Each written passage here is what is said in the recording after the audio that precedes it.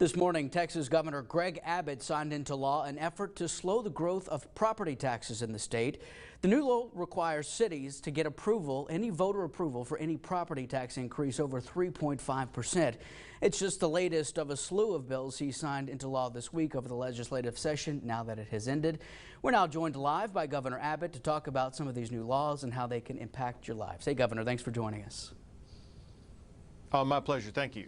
Governor, let's talk about the property tax law. Why do you think putting a cap on those property taxes was so important? And how do you answer your critics who say that it might not have gone far enough? Well, the cap works in conjunction with the bill that I signed yesterday. The bill that I signed yesterday uses $5 billion of taxpayer money here in the state of Texas to buy down property taxes in the state of Texas. And that should mean a reduction in your property tax rate of 5% next year, then 10% the year after that.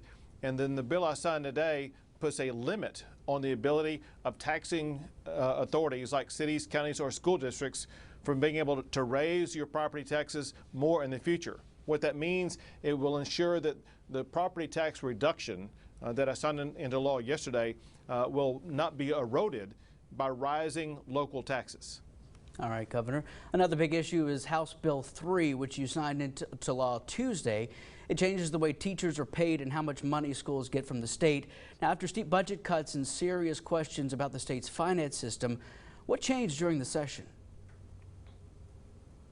Well, what changed is we wanted to completely change the way that we fund education without a court order forcing us to do so.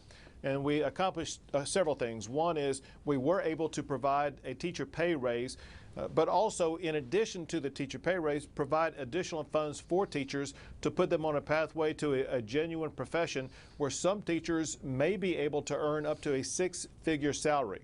On top of that, we provided funding strategies to achieve certain goals with students, such as funding pre-K education, such as also funding strategies to help all third grade students be able to read at grade level by the time they finish the third grade, and then making sure that students who graduate with a high school degree get more than a diploma. They will get prepared for either college or a career.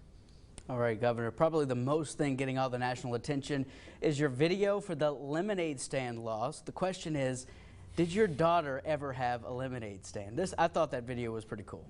Of course.